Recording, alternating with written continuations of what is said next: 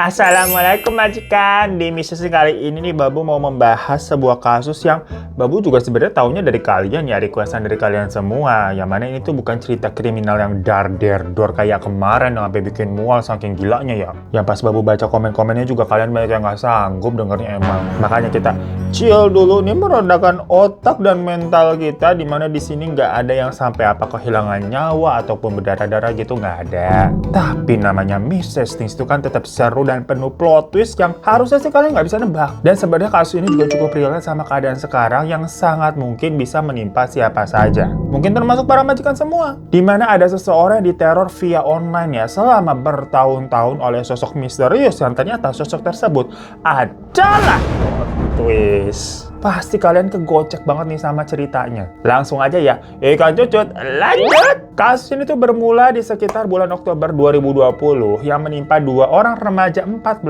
tahun yang lagi pacaran. Yang perempuan bernama Lauren dan laki-lakinya itu Owen. Mereka tinggal di Bill City, Michigan, Amerika, sebuah kota kecil yang kebanyakan penduduknya itu pasti saling kenal satu sama lain. Karena ya wilayahnya situ-situ aja kecil, tapi herannya dalam kasus ini tuh butuh sampai waktu 2 tahun untuk mengungkap siapa pelaku yang terus meneror itu. Bayangin, tiap hari Lauren sama si Owen itu bisa ya nerima 40-60 pesan yang isinya mah penghinaan, pelecehan, termasuk ancaman sampai ajakan buat bunuh.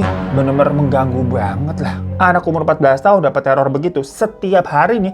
Setiap hari nggak ada jeda gitu, lama-lama kena lah mentalnya. Jadi pesannya itu memang secara bertubi-tubi dikirim ya gengs ya, melalui SMS, chat, DM di sosial media, semuanya lah pokoknya. Dan pas dilacak nomor pengirimnya itu ternyata berbeda-beda, macam kayak nomor penipuan yang orangnya mah satu tapi punya nomornya segudang.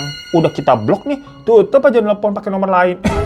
Namun yang bikin makin ngeri, si orang misterius ini tuh bisa tahu detail loh kesehariannya mereka, nama panggilan kecil mereka di keluarga, bahkan kadang nih ngirimin foto-foto mereka lagi ngapain gitu, kayak diambil candid dari kejauhan diem-diem gitu. Bener-bener kayak stalker penguntit gitu kan, serem banget diikutin tiap hari. Mana tenang hidup kalau begitu ya. Tapi sebelum kita ke detail terornya, kita jelasin dulu nih konteksnya sedikit. Jadi Lauren sama Owen ini tuh satu sekolah dan mereka sudah pacaran sekitar 2 tahunan dari umur mereka 12 tahun. Ya anak sekarang kan emang mikirnya pada cinta-cintaan ya, bukan belajar yuk.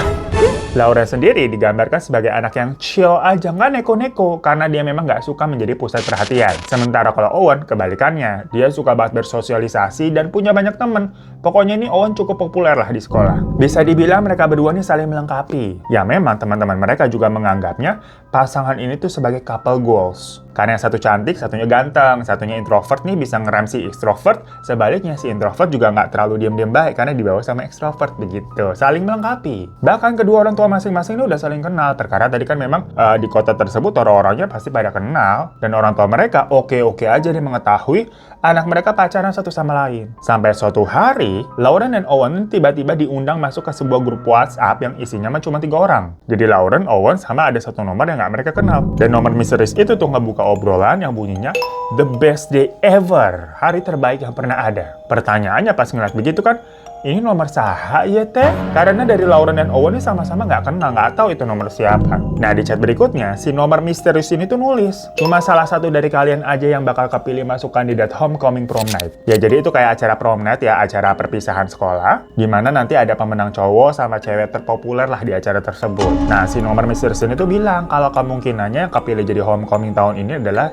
Owen doang, soalnya Owen lebih populer, atlet bola, dan pasti lebih banyak penggemarnya. Sedangkan kalau wanitanya, ada anak lain lah yang memang lebih populer daripada si Lauren. Lauren kan ini nggak eksis ya, dia pendiam, dia introvert. Pengumuman resmi soal siapa saja nominasi kandidat yang bakal kepilih jadi homecoming di prom night itu aja belum keluar, kok ini orang tahu-tahuan. Dan berhubung si nomor misterius ini juga nggak jelas siapa ya, akhirnya Lauren sama si Owen sepakat untuk mengabaikan aja pesan tersebut. Mereka anggaplah orang iseng kali, orang nggak jelas, sirik doang aja mau hubungan mereka. Lauren juga nggak minat masuk kandidat, dia kan nggak suka jadi pusat perhatian. Tapi makin mendekati hari H prom night-nya nih, si nomor aneh ini tuh ngechat lagi. Gimana perasaan kalian sekarang? Pasangan yang kata couple goals, udah siap buat putus? Siap-siap ya? Karena salah satu dari kalian harus pose bersanding dengan orang lain. Maksudnya kan diprediksi Owen yang akan menang tuh, dan wanita lain itu berarti Owen yang akan berduaan bukan dengan Lauren di atas panggung, karena kan harus couple. Nah, kalau kalian kira-kira dapat chat random begitu, apa yang akan majikan lakukan? Sesimpel di blok terus lupain aja nggak sih? Ya mereka pun juga sama. Masa bodoh. Tapi yang terjadi setelah itu, Lauren terus-menerus mendapatkan teror dari nomor yang ganti-ganti terus, ganti-ganti beda-beda gitu. Padahal satu udah di blok, ada nomor baru, di blok nomor baru. Yang isinya kurang lebih ya kata-kata kasar dan penghinaan untuk si Lauren. Macam kayak, dasar kamu jalang, kamu tuh jelek, body kamu gak bagus, dasar cewek anoreksia, kakak kelas kamu tuh banyak yang gak suka tau sama kamu tuh sok kecantikan. Owen juga gak cinta sama kamu, mending kamu introspeksi diri deh, cepat atau lambat pasti Owen ninggalin kamu. Yang kalau dilihat ya dari semua cacatan itu ya, untuk sementara nih bisa ditarik kesimpulan kalau kayaknya si pengirim chat ini emang gak suka Lauren pacaran sama si Owen. Tapi pertanyaannya, siapakah pelakunya itu? Apakah dia fansnya Owen atau teman seangkatan mereka? Dan apakah ini orang nih satu orang atau segeng? Soalnya ya si pengirim pesan ini suka menyebut dirinya pakai kata ganti kami, bukan hanya aku. Jadi seolah-olah kan itu mewakili suatu kelompok ya. Udah gitu tadi tuh nomornya banyak banget ganti-ganti. Nah di sisi lain Lauren ini memang punya masalah gangguan makan, gengs, yang cuma orang-orang terdekat aja yang tahu. Lah kok itu orang bisa tahu sampai ngatain tadi tuh cewek anoreksia. Ya awalnya Lauren sama Owen tadinya udah nyuekin cacat tersebut, tapi lama-lama kan penasaran juga ya. Kayaknya ini pelakunya nggak jauh-jauh dari teman-teman mereka sendiri. Soalnya si peneror itu tuh sering membahas sesuatu yang benar-benar relate dengan keadaan sekolah pada saat itu. Jadi kayak tahu situasi di dalam sekolah. Mulai dari jadwal turnamen, jadwal ujian, sampai jadwal liburan. Jadi kayaknya si peneror ini tuh kok tahu detail banget gitu ya, orang dalam juga berarti orang di sekolah situ. Cuma si peneror ini tuh nggak pernah mau ngangkat telepon, jadi dia cuma berani ngechat doang. Giliran ditantang, diteleponin kagak diangkat kayak ayam sayur. So betantang petenteng, giliran ditantang kayak ayam sayur. Lewat.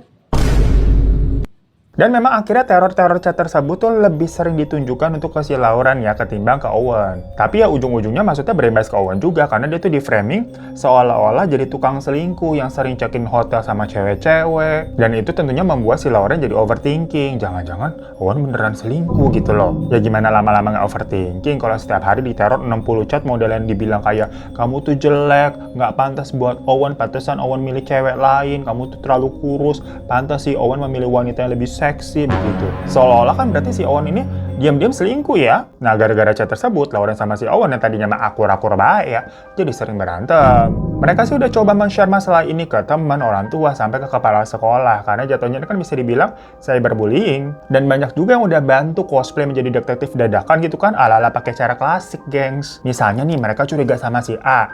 Maka teman-temannya Lauren sama Owen bakalan deketin si A nih dan ngasih tahu si A sebuah informasi yang cuma khusus dikasih tahu untuk si A doang buat mancing. Misalnya gini, mereka curiga nih sama teman mereka namanya katakanlah Jule. Diam-diam dari pihak temennya Owen sama si Lauren akan deketin Jule tuh, terus ngegosip kayak, kemarin tau nggak, Lauren sama Owen makan di resto kagak bisa bayar sampai disuruh nyuci piring tau. Nah kalau besok-besok informasi tersebut diketahui sama peneror, berarti kemungkinan si Jule adalah pelakunya atau informannya, karena informasi tadi itu cuma sengaja disebar ke Jule doang, informasi bohongan. Nggak ada orang lain yang tahu selain si Jule begitu loh. Dan salah seorang siswa yang sempat dicurigai itu ada yang namanya Chloe Wilson, seorang gadis yang cukup populer di sekolah. Chloe ini tuh sama-sama ikut eskul bola basket bareng si Lauren. Tapi antara Lauren sama si Chloe ini nggak deket. Tapi nggak musuhan juga sih, cuma nggak satu circle aja. Namun yang bikin orang-orang ini salah paham itu tuh gara-gara si Chloe sempat mengadakan pesta Halloween party di rumahnya. Dan hanya orang-orang tertentu memang yang dia undang, yang dia kenal-kenal gitu. Termasuk ngundang Owen, tapi Laurennya kagak diundang. Ya apa nggak jadi bahan gosipan? Secara Owen sama Lauren kan harusnya sepaket. Ditambah lagi kan si Chloe juga harusnya satu eskul sama si Lauren, kok Lauren nggak diajak,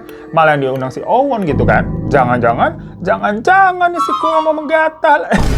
Sampai-sampai ternyata nih ibunya Lauren kerja jadi pelatih freelance ngajar eskul basket di situ. Nah dia juga nggak suka tuh sama Chloe karena merasa Chloe ini tuh beda perlakuannya ke Lauren. Yang usut punya usut, menurut banyak orang nih Chloe sama Owen itu memang sudah kenal dari SD, jauh sebelum Owen kenal sama si Lauren. Dimana mereka berdua ini dulunya cukup deket tapi terjebak dalam hubungannya rumit atau HTS-an lah gampangnya. Jadi dari dulu mereka berdua ini terlihat saling suka tapi nggak pernah bener-bener jadian. Friendzone ya istilahnya, bener tuh friendzone. handphone. Itulah sebabnya banyak yang seuzon ke Chloe. Kalau pelaku teror itu adalah si Chloe dengan motifnya ya cemburu, bener-bener kayak di film-film remaja begitu.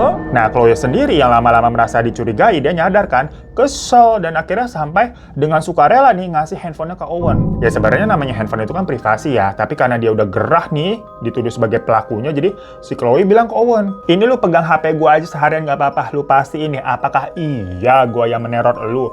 Lu cari-cari buktinya deh, pasti gak bakal ketemu, cek sepuasnya aja tuh HP gua. Beneran handphonenya si Chloe ini dicek sama Owen dan Lauren seharian tuh. Tapi ya memang mereka sih gak nemuin bukti apa-apa. Tapi seharian itu, baik Owen ataupun Lauren juga sama sekali tidak mendapatkan chat spam dari si peneror. Yang padahal sebelum-sebelumnya, tiap hari pasti dapet. Lah yang ada berarti kan jadi makin kesudut dong si Chloe, kok kebetulan banget handphonenya lagi disita istilahnya gitu kan. Dan seharian itu juga nggak ada teror sama sekali jadinya. Merasa Chloe jadi bulan-bulanan teman-temannya di sekolah, bapaknya Chloe pun turun tangan membela anaknya pastinya ya. Dia yakin kalau anaknya mah bukan pelaku peneroran. Jadi kebetulan bapaknya Chloe ini tuh memang polisi setempat di sana, gengs. Bener-bener kayak cerita film remaja gitu kan makanya. Nah, untuk memastikan apakah benar anaknya sendiri terlibat atau tidak, bapaknya itu sampai melakukan cek digital forensik ke HP-nya Chloe untuk di-tracking historinya tuh, yang mana semua tuduhan yang mengarah ke Chloe akhirnya tidak terbukti. Karena dari hasil digital forensik itu tidak menunjukkan adanya satupun data yang mencurigakan dari handphonenya Chloe. Nah, dari situ, selain Chloe ini, masih ada nama yang dicurigai lagi, yaitu Adriana. Adriana ini tuh masih saudaraan sama Owen dan satu sekolah juga. Tapi kenapa dia jadi tertuduh? Karena si pelaku tiba-tiba ngirimin fotonya Owen pas lagi merayakan pesta Natal di rumah. Di mana yang datang ke pesta itu isinya lah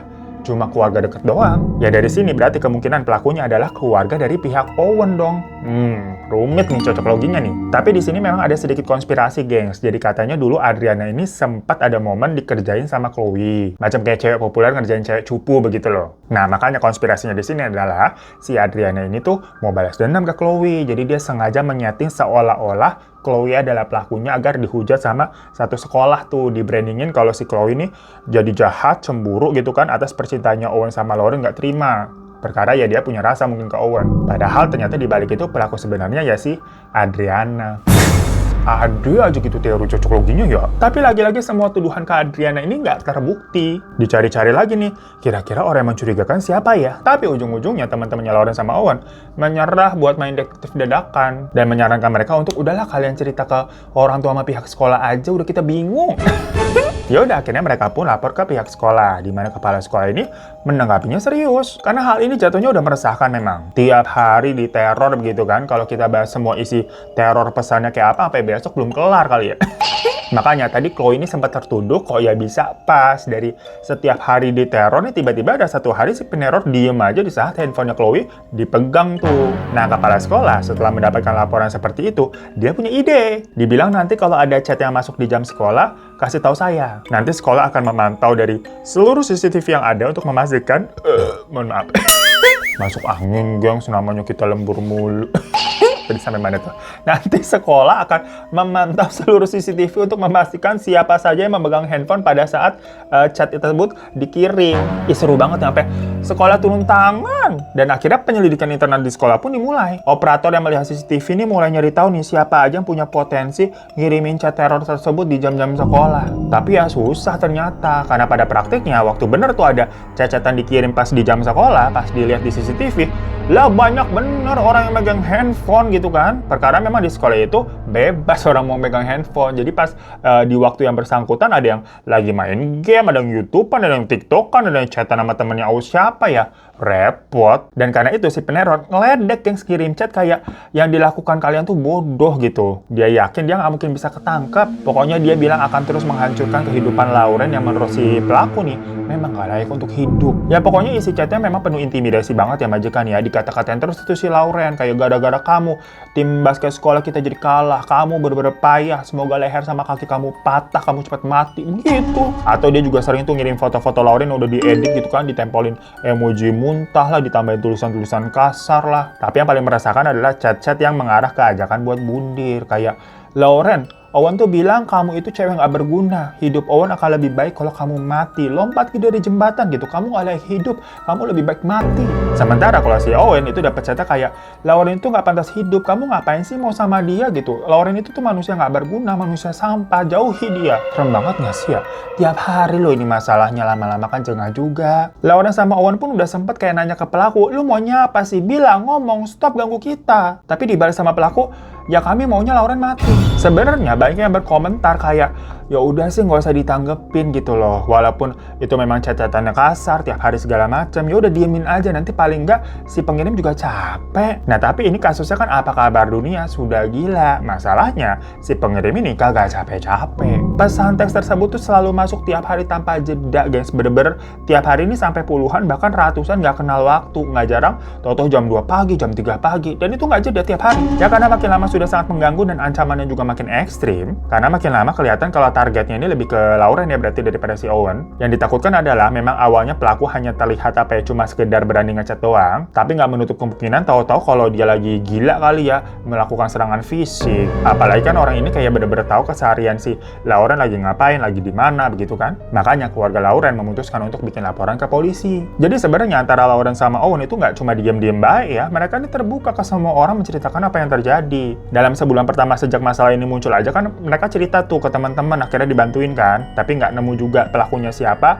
ceritalah ke orang tua, ke pihak sekolah, bahkan akhirnya sampai ke polisi. Dari situ ya polisi turun tangan. Mereka tiap minggu nih rutin datang ke sekolah buat ngecek beberapa handphone siswa-siswi di sana secara random. Ya maksudnya untuk geretak nih gengs, karena logika aja, kalau pelakunya anak-anak murid di sana, begitu tahu kasus ini ternyata dibawa sampai ke pihak kepolisian, harusnya mereka ini akan berhenti atau takut ya. Tapi kenyataannya terornya terus berlanjut. Yang sampai polisi sendiri pun sulit menemukan siapa pelakunya, perkara ternyata pelakunya ini pakai semacam VPN atau ada aplikasi khusus yang buat punya nomor atau IP address yang sulit dilacak gitu loh, jadi banyak nomornya. Lama-lama nih, karena mentalnya si Lauren udah kena ya, jadi ketakutan terus, dia nggak mau ke sekolah lagi. Ditambah akhirnya Lauren sama Owen pun putus. Karena Owen bilang dia capek, dia menyerah. Jadi ayo deh kita ikutin aja apa maunya si pelaku. Karena sepertinya si pelaku memang nggak suka tentang hubungan kita ya. Ya udah kita putus aja. Sedih banget nggak sih gengs, ini pasti kalau di film-film ya langsung ada musik melo gitu kan. Lauren juga nangis di pinggir jendela ngeliatin hujan gitu. Namun ini bukan film, karena setelah mereka putus ya, kenyataannya tuh terornya tetap berjalan, nggak berhenti. Malahan nih beberapa bulan setelah putus, ceritanya Owen lagi jalan-jalan keluar kota buat healing. Nah di kota itu, dia kenalan lah sama cewek baru gitu, sebut aja namanya Roche. Kenalan gitu kan, tapi nggak pacaran ya, cuma komunikasi mereka cukup intens. Sampai suatu hari, tahu-tahu Roche nih ngechat si Owen kayak, Owen kamu kenal nomor ini nggak? Masa dia ngechat ibuku minta aku supaya jangan deket-deket sama kamu? Ya Owen lagi-lagi nggak tahu itu nomor siapa ya, nomor asing. Tapi dia tahu banget kalau chat tersebut berasal dari pelaku yang sama. Ya karena Owen ngerasa nggak enak sama si Roche ya, takut nanti Roche jadi keseret-seret, akhirnya Owen memutuskan untuk mundur nggak deketin Roche lagi. Yang semenjak saat itu, Owen nggak mau deket atau PDKT sama cewek dulu. Perkara trauma, takut si cewek nanti bakalan kena teror. Sementara untuk kondisi Lauren, ya untungnya orang tuanya Lauren ini selalu ada buat dia ya, selalu ngasih semangat segala macam sehingga membuat si Lauren ini merasa aman kalau dia lagi di rumah. Singkat cerita, setelah 2 tahun berlalu ya, akhirnya polisi berhasil loh menangkap dalang di balik teror ini.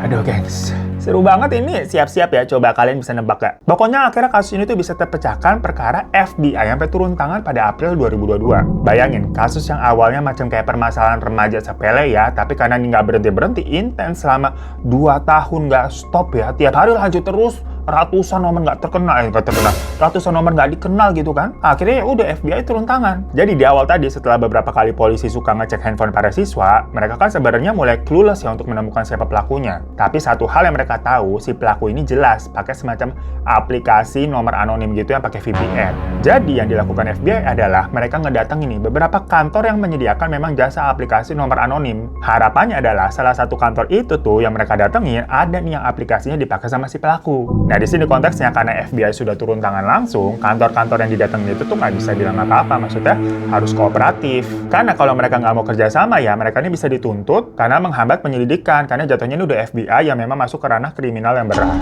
Singkat cerita, FBI pun berhasil tuh narik database dari kantor-kantor yang didatengin tadi. Dan ternyata ada tuh database dari aplikasi namanya Pinger. Dan di situ ada salah satu pengguna yang terlihat titik lokasinya berada di dalam rumahnya Lauren sendiri. Dengan kata lain, si pelaku ada di dalam rumah tersebut. Nah loh, siapakah kira-kira pelakunya? Apakah Lauren sendiri yang pengen jadi pusat perhatian sebenarnya? Jawabannya adalah ibu kandungnya sendiri yang bernama Kendra Likari. Plot twist nggak tuh? Kayak ada apa ya, tau-tau emaknya sendiri bagaimana? Petugas pun juga sampai heran, makanya mereka nggak langsung menyimpulkan ya, jadi mau memastikan lebih jauh dulu nih kalau dugaan mereka memang benar. Maka dari itu mereka membuat skenario di mana para petugas bekerja sama dengan salah satu orang tua murid untuk ngirimin Kendra nih, ibunya Lauren, sebuah link yang dibilang itu semacam link untuk kegiatan sekolah macam survei nanti isi ya. Ya kalian tau lah modelan begini, link-link macam link phishing kayak undangan kawin di WhatsApp, jangan asal dibuka kan. Yang begitu Kendra klik, ternyata match tuh, dilihat IP addressnya sama dengan database di aplikasi Finger. Intinya ya udah fix pelakunya si Kendra. Barulah setelah yakin, petugas pun langsung datang dan menginterogasi Kendra tuh secara empat mata. Ini jadul banget ya. Mereka pokoknya langsung ngomongnya to the point, kayak kami sudah punya semua bukti kalau teror spam chat yang selama ini anak Anda terima berasal dari Anda sendiri. Tapi pas dengan penjelasan itu, responnya si Kendra agak datar macam kayak pelangap-pelong, hah? Apa pak? Gimana pak? Maksudnya pak? Ya template, nggak langsung ngaku gitu. Karena itu didudukin lah akhirnya si Kendra sama Lauren di ruang tamu. Polisi pun membuka omongan, tapi sekarang pakai bahasa yang halus karena nggak mau membuat si Lauren shock ya, jantungan kan ternyata pelakunya ibunya sendiri. Terkadang manusia itu memang nggak bisa berpikir jernih ya nak Lauren, sampai-sampai suka melakukan tindakan yang tidak seharusnya. Dan sayangnya ibumu nih terseret dalam kasus ini untuk beberapa hal. Dimana setelah kami menggeledah handphonenya, kami menemukan beberapa bukti bahwa ibu mula yang selama ini terlibat dalam teror-teror yang kamu alami. Ya walaupun bahasanya halus begitu ya, tapi kan Lauren udah gede, kagak bodoh begitu. Dia bisa nangkep kalau ternyata ibunya adalah pelakunya. Yang nggak dia pahami, kenapa bu? Kita juga bingung ya, kenapa tante? Setelah itu, bapaknya Lauren yang bernama Sean itu juga dipanggil dan didudukin bareng. Diceritain semuanya kan, dimana ternyata Sean ini juga dinilai nggak tahu sama sekali. Dia juga sama kagetnya dengan Lauren. Dan ternyata Sean juga nggak tahu kalau ada rahasia lain dari istrinya Kendra nih, dimana selama 2 tahun kebelakangan, istrinya ini ternyata udah nggak kerja karena dipecat dari kantornya. Ya suaminya sampai nggak tahu karena selama ini Kendra masih terus sok-sokan pergi ke kantor tiap hari. Tapi setelah dia pikir-pikir, si Sean ini baru ngeh kayak emang secara bersamaannya pas Lauren ini dapat spam chat, keluarga mereka ini juga jadi sering kayak kena tipu yang bikin kondisi keuangan rumah tangga tuh jadi nggak stabil.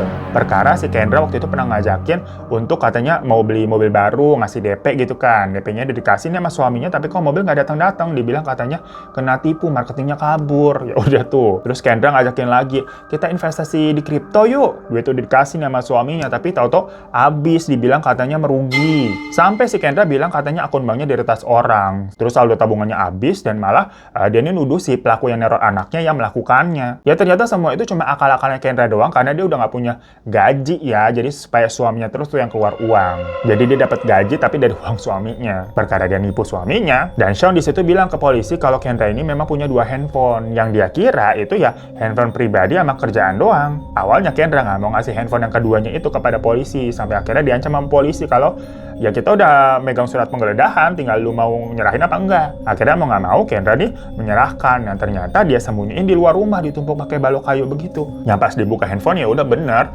isi cesetannya ke anaknya selama ini. Dan pas dicari tahu alasan Kendra melakukan ini ke anaknya itu sebenarnya kenapa? Apakah karena dia kurang kesibukan atau kurang kerjaan atau gimana ya? Ternyata jawabannya gila, gengs. Iya gila. Namanya juga apa kabar dunia? Udah gila kan? Makanya cocok nih cerita-cerita modelan begini ya. Jadi Kendra ini kan basicnya wanita sibuk. Dia itu kerja di Ferry State University bagian IT, gengs. Dan pribadinya memang cukup tomboy nih, cewek-cewek tomboy. Karena selain kerja jadi IT, dia kan tadi juga ngajar eskul basket di sekolahnya kan tiap Jumat Sabtu. Tapi setelah bertahun-tahun mengabdi kerja di perusahaan IT tadi, dia malah kena layover alias dipecat dan digantikan dengan anak baru. Macam kayak yang tua gitu kan, diganti sama yang muda-muda. Nah, setelah Kendra dipecat, dia tetap pura-pura tuh pergi ke kantor tiap hari karena mungkin dia nggak mau kelihatan lemah dan nggak mau keluarganya tahu kalau dia dipecat digantiin sama orang baru yang lebih muda. Jadi seharian dia keliling-keliling aja nggak jelas dan mulai tuh jadi admin hater untuk anaknya sendiri tiap hari. Semua itu sepertinya ya dia perbuat untuk pelampiasan kemarahan dan unek-uneknya aja perkara dipecat. Terus gimana ceritanya kok bisa si Kendra tahu segala perintilan nih tentang sekolahannya si Lauren? Sampai semua orang mikir kan awalnya pelakunya adalah anak murid di sekolah itu juga. Ya karena tadi dia itu adalah guru eskul basket di sekolah. Dan Kendra ini terkenal termasuk guru yang asik. Gimana sih kayak guru tomboy ngajar olahraga, jadinya suka jadi tempat curhat anak-anak. Makanya gosip-gosip di sekolah tuh jadi gampang banget nyampe ke telinganya Kendra yang membuat nih orang-orang berasumsi salah seolah-olah pelakunya adalah sesama siswa gitu. Gila ya. Semenjak teror itu dimulai, Kendra ini tuh jadi sering datang ke sekolah dengan alasan kayak mau ngejaga dan menghibur Lauren. Namanya anak sendiri kan? Tapi yang sebenarnya terjadi adalah tujuannya untuk nampung gosip-gosip. Kendra ini ngomong ke murid-murid kalau Lauren sering diejek sama pelaku dan membuat si Lauren ini jadi nggak percaya diri. Aku khawatir deh sama anakku. Jadi si Kendra ini berpesan kayak bantuinnya nah jagain Lauren nih karena aku takut dia kenapa-napa. Ya murid-murid itu pada nurut lah karena kan si Kendra ini emang ibunya Lauren. Sekaligus guru eskul mereka juga di sekolah. Yang tanpa sadar murid-murid ini dijadikan mata-mata sama si Kendra. Dimana Kendra sering ngechat tuh kayak minta tolong dong liatin Lauren lagi ngapain, coba fotoin dong apa dia baik-baik aja apa gimana. Jadi fotoin kan diam-diam tuh sama teman-temannya Lauren kan, baik-baik aja kok Miss Kendra nih, Lauren lagi makan nih Lauren lagi bengong nih. Yang semua informasi tersebut Kendra gunakan buat neror Lauren yang seolah-olah dia terus mengawasi begitu. Apa kabar dunia? Ya dari sini banyak tuh teori-teori yang bermunculan dari motifnya Kendra. Teori pertama, orang-orang menganggap Kendra ini kayaknya cemburu ke anaknya sendiri. Karena di masa mudanya, anaknya ini bisa happy-happy gitu kan. Sedangkan dulu mungkin dia nggak se-happy itu. Jadi Kendra ini cemburu karena anaknya menjadi pusat perhatian perkara pacaran sama Owen nih, cowok populer. Sedangkan Kendra ini lama-lama menua, udah nggak lagi dapat spotlight, bahkan dipecat dari tempat kerjanya dan digantikan sama orang muda. Intinya ya iri cemburu sama anak sendiri, perkara yang mungkin sama-sama perempuan, jelas-jelesan. Yang triggernya tadi karena dipecat dan digantikan sama seseorang yang lebih muda dari dia. Nah, kalau teori kedua ini menduga, Kendra ini tuh punya sindrom Munchausen by proxy. Udah tuh ngomongnya bener apa kagak. Jadi sindrom ini tuh biasanya dialami oleh seorang pengasuh anak atau bisa juga seorang ibu ya, yang mana mereka sengaja nih memalsukan atau melebih-lebihkan atau menimbulkan gejala penyakit pada orang yang mereka rawat, dalam hal ini berarti anak sendiri ya, agar apa terlihat sakit, terlihat nelangsa gitu kan, demi bisa mendapatkan perhatian dan simpati dari lingkungan sekitar. Tujuannya bukan uang, tapi untuk dapat perhatian. Jadi seolah-olah nih Kendra ini adalah ibu yang malang, ibu yang berjuang, ibu yang berusaha melindungi putrinya dari pelaku teror gitu, macam kayak Superwoman. Padahal semua teror itu ya diciptakan sendiri, dan akhirnya tapi kan keinginan terwujud. Nggak ada satupun orang yang curiga sama dia. Bahkan semua orang bersimpati sama dia. Mulai dari guru, siswa, orang tua siswa, bahkan sampai polisi. Nah, kalau teori yang ketiga disebut dengan usaha mendekatkan diri. Jadi menurut teori ini, Kendra ini mungkin sengaja merundung ngebully anaknya sendiri ya, supaya dia ini merasa dibutuhkan. Jadi setiap Lauren itu dapat teror, Lauren ini kan akan ngerasa hancur secara mentalnya. Disitulah Kendra nih masuk sebagai pahlawan untuk menenangkan, mendampingi, dan selalu ada buat Lauren selayaknya ibu yang bisa diandalkan. Bagi banyak orang, teori ini bisa lebih diterima. Karena ya kalau dipikir-pikir, seorang ibu yang ingin dibutuhkan anaknya jauh terdengar lebih bisa dicerna daripada seorang ibu yang cemburu atau membenci putrinya sendiri. Walaupun ya dalam kenyataannya mah emang ada aja ibu yang jelas sama anaknya sendiri ya. Sementara untuk teori yang keempat, itu dikatakan Kendra ya mungkin cuma insecure aja sama dirinya sendiri. Dimana dugaannya, Kendra ngerasa dirinya tuh udah gak berharga, dia kehilangan pekerjaan dan ngerasa tersisih. Salahnya siapa? Ya salah dia sendiri, tapi dia butuh orang lain menjadi pelampiasannya. Dan semua emosinya itu dia salurkan ke satu arah, yaitu anaknya sendiri yang nggak tahu apa-apa. Dengan kata lain, Kendra ini menyakiti Lauren untuk melampiaskan kebenciannya. Nah, ada juga nih teori yang kelima, tapi terdengar yang paling gila sebenarnya. Dimana teori ini bilang kalau Kendra naksir sama si Owen. Cowok berondong umur 14 tahun. Masuk akal nggak tuh? Soalnya selama si Lauren sama Owen pacaran, Kendra ini memang suka ngintilin mereka dengan alasannya ya mau menjaga si Lauren, anak gadis kan. Kendra ini bahkan sering nganterin si Lauren buat nonton turnamennya Owen yang harus menempuh jarak 3 jam karena tanding di luar kota begitu. Jadi bolak-balik mah 6 jam. Seolah-olah Kendra ini beneran support calon mantu begitu istilahnya. Tapi perlakuannya ini bernilai ekstra banget. Karena Kendra ini memang terlihat sangat perhatian ke Owen. Dia sering masakin masakan favoritnya Owen, bahkan kadang bikin menu yang mahal-mahal gitu loh. Dia juga suka ngerapin rambutnya Owen kalau lagi berantakan, sampai nyukur juga kalau kepanjangan. Ngurusinnya tuh bener-bener apa ya, lebih perhatian ketimbang anak sendiri masalahnya. Kalau anak sendirinya dimasakin tempe, giliran ada Owen tau-tau stick. Dan yang bikin makin aneh dari semuanya, setelah Lauren sama Owen ini putus ya, si Kendra tetap aja tuh datang ke turnamennya Owen yang jauh-jauh itu sendirian, tapi tanpa si Lauren, kan agak aneh emang ya. Nah makanya, menurut kalian teori mana yang paling masuk akal? Karena ya motif sebenarnya memang belum keungkap, gengs. Perkara si Kendra ini nggak mau ngomong dan jawabannya muter-muter. Dan memang dari laporan kondisi kejiwaannya, hasilnya dikatakan Kendra ini memiliki gangguan jiwa, tapi memang tidak dijelaskan ya secara detail penyakit gangguan jiwanya ini yang seperti apa. Namun terlepas dari motif dan penyakit mentalnya itu, yang jelas Kendra akhirnya dinyatakan bersalah dan dijatuhi hukuman penjara selama 19 bulan. Ya bentar banget ya, nggak cocok sama trauma mental yang diterima Lauren tuh 2 tahun loh. Dan semenjak si Kendra ditangkap, hak asuh Lauren ini jatuh ke tangan ayahnya si Shawn. Dan gak lama setelah penangkapan pun, Shawn ini juga langsung mengurus surat perceraian dan melarang Lauren untuk ketemu ataupun menjenguk ibunya lagi. Sampai akhirnya Kendra ini sudah bebas pada bulan Agustus 2024 kemarin ya, tapi si Lauren tetap nggak mau menemui ibunya itu. Ya mungkin nanti aku akan ketemu, tapi bukan dalam waktu yang dekat. Pokoknya dia nunggu sampai bersiap lah, karena jujur dia masih trauma dengan semua kenyataan yang ada. Apalagi selama di penjara nih, Kendra ini juga pernah nulis surat ke Lauren yang berisikan kayak, "Halo monyet keriting, aku marah padamu, kamu membuatku sedih, tapi aku mencintaimu," gitu. Kayak aneh kata-katanya, kayak love and hate, lu benci tapi lu cinta gitu, karena itu anak lu sendiri. Yang setelah semua kejadian itu berlalu, Lauren sama Owen pun udah nggak pernah balikan lagi, gengs, nggak pernah ketemu juga. Mereka udah lose kontak. Owen bahkan sempat ngomong kalau nanti di masa depan dia ketemu pas-pasan sama Lauren, kayaknya dia juga nggak bakal ngomong ataupun menyapa. Alasannya, walaupun Lauren ini sebenarnya adalah korban ya, tapi datangnya Lauren dan keluarganya di kehidupannya Owen nih, mendatangkan dia trauma gitu. Ya sebenarnya terdengar nggak fair ya, tapi kita juga nggak pernah tahu sejauh apa orang nih jatuh dan berusaha bangkit dari traumanya ya. So itu majikan sebuah kasus yang benar-benar random dan cukup plot twist. Ketebak gak kalian di mana ternyata pelakunya ibunya sendiri yang memang gila. Tapi gilanya di sini bukan benar-benar orang gila ya, karena kalau diajak ngomong sebenarnya masih nyambung. Tapi Kendranya sendiri memang nggak pernah ngaku motifnya apa. Cuma bilang kayak semua orang pasti punya kesalahan. Udah gitu doang pas bebas tuh di wawancara. Nah makanya kalau menurut kalian gimana? Teori mana yang kira-kira kalian percayai? Coba tulis komen di bawah ya. Dan apakah majikan mungkin punya cerita yang mirip-mirip nih, di mana orang tua sendiri merasa tersaingi atau jealous gitu ke anaknya? Lah kalau udah begitu mah repot ya. Boleh lah kalau mau curhat cerita-cerita di bawah juga. Terima kasih semuanya ya. Mohon maaf kalau ada salah-salah kata. Boleh minta klik tombol subscribe-nya kalau belum. Kalau udah terima kasih banyak. Boleh minta juga klik tombol like-nya. Dan sampai jumpa lagi di kasus-kasus Mystic selanjutnya. Assalamualaikum warahmatullahi wabarakatuh. Misteri dunia orang pada kenapa?